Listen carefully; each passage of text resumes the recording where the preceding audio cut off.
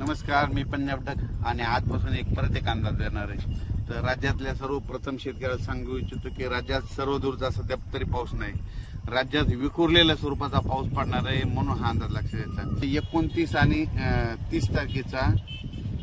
आणि 30 तारखेचा पाऊस तुम्हाला सांगू इच्छितो। सोलापूर जिल्ह्यामध्ये पंढरपूरकडे देखील असणार आहे, म्हणून हे त्यांनी देखील लक्षात घ्यायचं। लातूर जिल्ह्यात देखील पडणार आहे, धाराशिवकडे असणार आहे, नगर जिल्ह्यात काय राहणार, कडा आष्टी बीडकडे म्हणजे कडा आष्टी पाटोदा तिकडल्या भागात देखील पडणार आहे। त्या शेतकऱ्याचे मला बरेच फोन आले, आमचं सोयाबीन निघालं, कापसं निघालेत आणि पावसाची नितांत गरज आहे। तर त्यांना सांगू इच्छितो की तुम्हाला 29, 30 आणि 1 तारखेच्या दरम्यान तुमच्या कडा आष्टी बीडकडे देखील पाऊस पडणार, म्हणून हे लक्षात घ्यायचं। इकडं पुन्हा त्याच्यानंतर 29, 30 आणि 1 जूनचा पाऊस आटपाडी सांगलीकडे देखील असणार आहे आणि त्याच्यानंतर कोकणपट्टीत मात्र सगळीकडेच राहणार आहे। पण राज्यात मात्र सर्वदूर पाऊस नाही पडणार, विखुरलेल्या स्वरूपाचा पडणार आहे।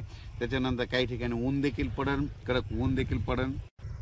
त्याच्यानंतर इगतपुरी, नाशिक आणि नंदुरबारचा हे पाऊस मात्र कायम राहणार आहे, म्हणून हे लक्षात घ्यायचं। पण त्याच्यानंतर 1, 2, 3 जुलैच्या दरम्यान परत काय होणार, विदर्भामध्ये, पूर्व विदर्भामध्ये म्हणजे नागपूर जिल्हा, नागपूर, वर्धा, भंडारा, गोंदिया, तसंच त्याच्यानंतर अमरावती, त्याच्यानंतर इकडं शेगाव, तसं नंतर घाटाच्या खाली जळगाव, ह्या पट्ट्यामध्ये पुन्हा तिकडंच पाऊस पडणार, म्हणजे 1, 2, 3 जुलैचा।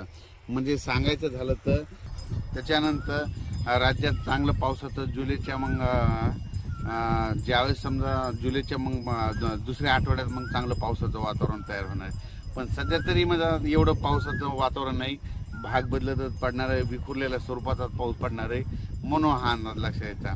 अचानक वातावरण बदल झाला, पुन्हा उद्याच्याला एक मेसेज दिला जाईल। धन्यवाद।